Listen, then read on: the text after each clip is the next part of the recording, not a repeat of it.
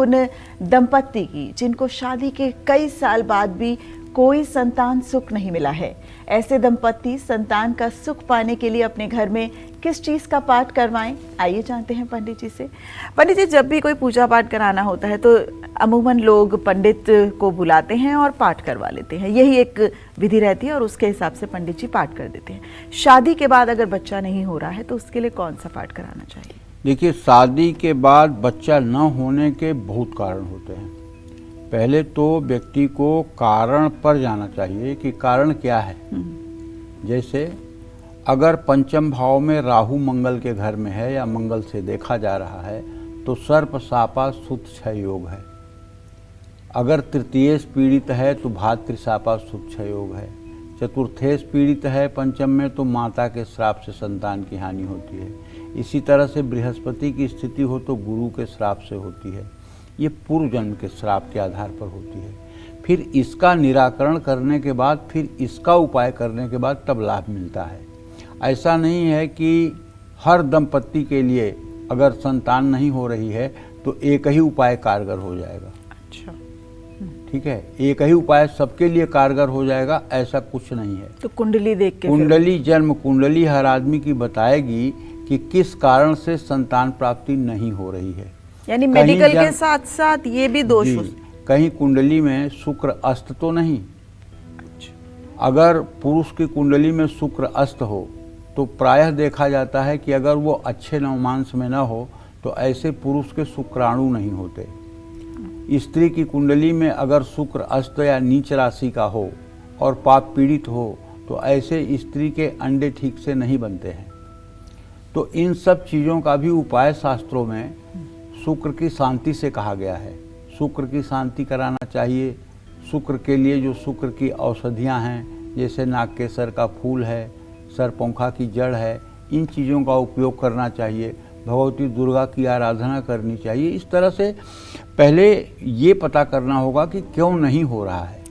इसका जब तक सम्यक ज्ञान नहीं होगा तब तक किसी चीज़ पर आप नहीं कह सकते कि ये उपाय आप कर लीजिए, ये उपाय आपके लिए फायदेमंद होगा। ये विस्तृत ज्ञान का विषय है। और संतान न होना एक समस्या है, लेकिन संतान न होने के पीछे कारण अनेक हैं और उन कारणों को सही ढंग से पकड़ना और फिर उनका इलाज करना निश्चित रूप से सफलता देता है। ठीक है, या फिर कोई सिद्ध संत, कोई भजनानंदी महात्मा, कोई ईश्वर के भक्ति में लगा हुआ व्यक्ति अपने मुंह से कह दे कि जाओ तुम्हें संतान होगा, तो उसके पुण्य जो है वो आपको लग जाएंगे और आपकी वो मनोकामना पूरी हो जाएगी। कोई भजनानंदी संत महात्मा अगर ये कह दे तो हो जाएगा। एक बार तुलसीदास जी के पास एक दंपत्ति बनारस में आती थी और उसे संतान नहीं हो रहा था।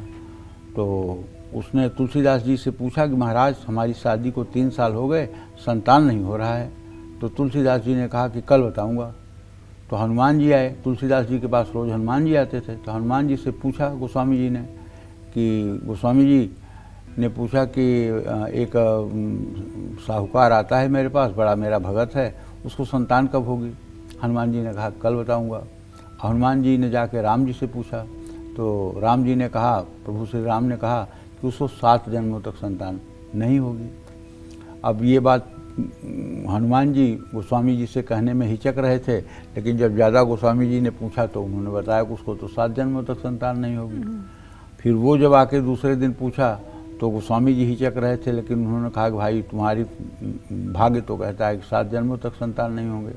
उस दिन से वो नाराज़ होकर के अपने घर रहने लगा, गोस्वामी जी से मिलना जुलना बंद कर दिया। कुछ समय व्यतीत हुआ होगा, एक नागा साधु आया और वो चिल्ला रहा था, जितनी रोटी खिलाओगे उतने बेटे पाओगे, जितनी रोटी खिलाओगे उतने बेटे पाओगे। तो ये जो निसंतान दंपति थी, इसने सोचा अरे रोटी खिलाने में क्या जाता है, होगा तो ठीक, ना होगा तो भी ठीक, इसको बुला कर रोटी तो खिला ही देते हैं। तो उसको बुलाकर आदर से बैठाया और रोटी खिलाने लगे। 7 रोटी खिलाया।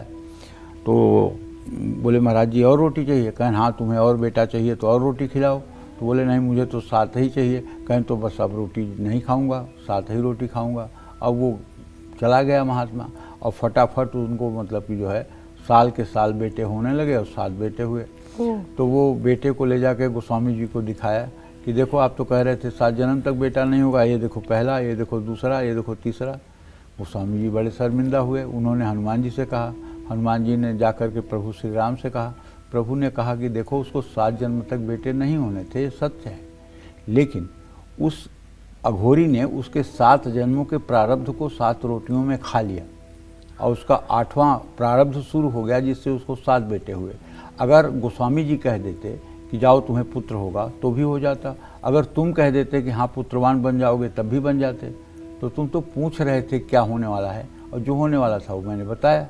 तो इस तरह से अगर कोई भजनानंदी महात्मा, कोई संत पुरुष, कोई निश्चल व्यक्ति कह दे कि जाओ संतान होगा, चाहे वो पूजा पाठ कम ही करता हो, लेकिन निश्चल मन का व्यक्ति हो, छल कपट न हो, किसी प्रकार का लालच और आडंबर न हो, और वो कह दे केवल कि जाओ संतान होगा, तो संतान हो जाएगा। आशीर्वाद में इतनी ताकत है, चाहे प्रारब्ध कितना भी दूषित हो, लेकिन वो ठीक हो सकता है। ये मेरी मान्यता है, ऐसा मैं मानता हूँ। बहुत सुंदर। तो जिन दंपत्ति को शादी के काफ़ी समय बाद भी संतान सुख नहीं मिल पाया है, जिनकी कुंडली में संतान सुख में सूर्य बाधा कारक बना हुआ है। सूर्य कैसे बाधा कारक बना होता है? अगर पंचमेश सूर्य हो, राहु केतु से दृष्ट हो, या राहु केतु के मध्य हो, या शनि से पीड़ित हो, तो सूर्य के द्वारा संतान दोष होता है, और पितर दोष भी होता है। अगर इसके कारण संतान सुख नहीं मिल रहा है तो हरिवंश पुराण का पाठ जरूर घर में कराना चाहिए। अब ये पाठ 2 प्रकार से हो सकता है। एक तो किसी ब्राह्मण को बुला के करवा सकते हैं, और दूसरा स्वयं पति या पत्नी में से कोई 1 महीने के अंदर पूरा हरिवंश पुराण का पाठ कर डालिए। अगर मूल संस्कृत में आप पाठ नहीं कर सकते तो हिंदी में पाठ कर डालिए। हिंदी में पाठ करने के बाद किसी रविवार के दिन लाल कपड़े में हरिवंश पुराण की पुस्तक को लपेट करके एक सोने की अंगूठी के साथ किसी वैदिक कह रहा हूँ, वैदिक मतलब बहुत अच्छे संस्कारित ब्राह्मण को रविवार को दान कर दीजिए। इससे निश्चित रूप से असाध्य से असाध्य कष्ट दूर हो जाएगा और दिव्य संतान की प्राप्ति होगी। ये मेरा आजमाया हुआ उपाय है, और आप भी इसे कर सकते हैं अगर सूर्य के कारण संतान प्राप्ति में दोष है। अपने घर में गोपाल सहस्त्र नाम का पाठ कराकर बाल स्वरूप कृष्ण भगवान की माखन मिश्री का भोग लगाना चाहिए। घर में वाल्मीकि जी द्वारा रचित रामायण जो है उसके सुंदरकांड का पाठ करने से भी संतान उत्पत्ति की बाधा दूर होती है। जय मां विंध्यवासिनी।